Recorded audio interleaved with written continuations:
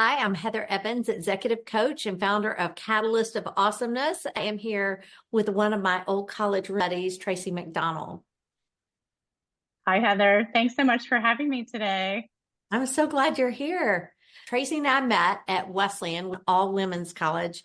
We believe in the power of a powerful community of women that support and uplift you. And today, as many women are either graduating from college or they're graduating from high school and going on to college, we want to speak to you today from our hearts and talk about cherishing the women around you and being a great woman and role model for the friends you have. So Tracy, I'll let you kick us off because when we were in college, I never would have known that you were going to go do these amazing things like in the Secret Service and counter-terrorism finance training consulting and now living in Africa as a diplomat. But I have been in awe of you from the very moment and have loved and watched you grow into all of these great things, and now soon to be an author of an awesome nonfiction book. So, yeah. Thank you.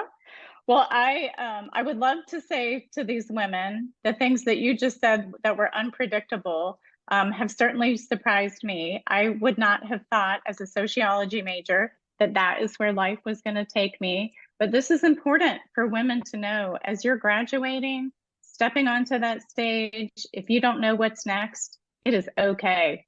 You're going to have opportunities that aren't even on your radar yet. So don't worry about it. If you don't know what you want to do, it will come. And keep in touch with your women friends and they will help you on your path. Yeah. I love it, Heather, that your company, Catalyst of Awesomeness, embodies what we want to share with women today, which is really the importance of stepping into your brilliance, tapping into your potential, and just surrounding yourself with women and people that will hold space for your dreams. Yes. You know, as I travel all over the world working with women in multiple countries, I'm kind of shocked and always amazed that there are some serious consistencies in the stories that we tell ourselves. You know, that inner critic that's either judging ourselves with some shame and blame or guilt, or judging others and shaming and blaming them, you know, and either way, it's not kind. And when I think about the women that I have been surrounded with, including you, that have really helped me calm that inner voice and find the compassionate center to come from, it's really around how do you see the greatness in others? You know, how do you find the good and lift them up, call it out for them? And how do you hold them accountable when they're not speaking kindly of themselves? You know, is owning that for your friends, is holding that space as you're going out there to remind them of how great they are, and then make sure you are surrounding yourself with women that lift you up. It's vitally important. I think so often if we try to go it alone and we're juggling our work life and our home life and all the challenges and curveballs that life throws at us, it's really easy to get into the victimhood mentality. Woe is me, this isn't fair, why does this keep happening? And to be in touch with your women friends, to not get stuck in those old tapes and that old story, and also to shift your mindset and your language to say, instead of I have to do this and I have to do this, I get to do this. And to remember that even in the hard times and challenges, there's often a silver lining and there's always a learning opportunity. And sometimes when we don't get what we want or we get frustrated, that's a clue to another direction that we're supposed to be taking.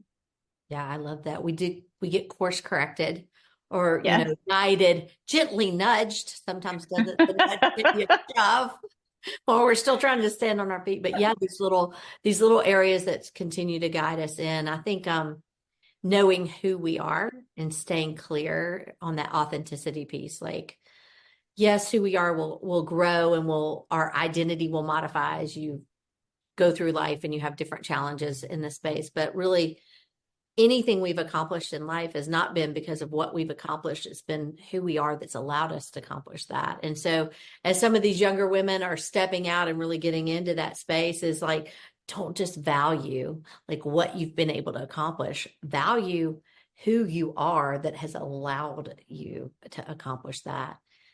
and see that. Yes. Yeah. And knowing that worthiness doesn't come from doing. Don't glorify the busyness.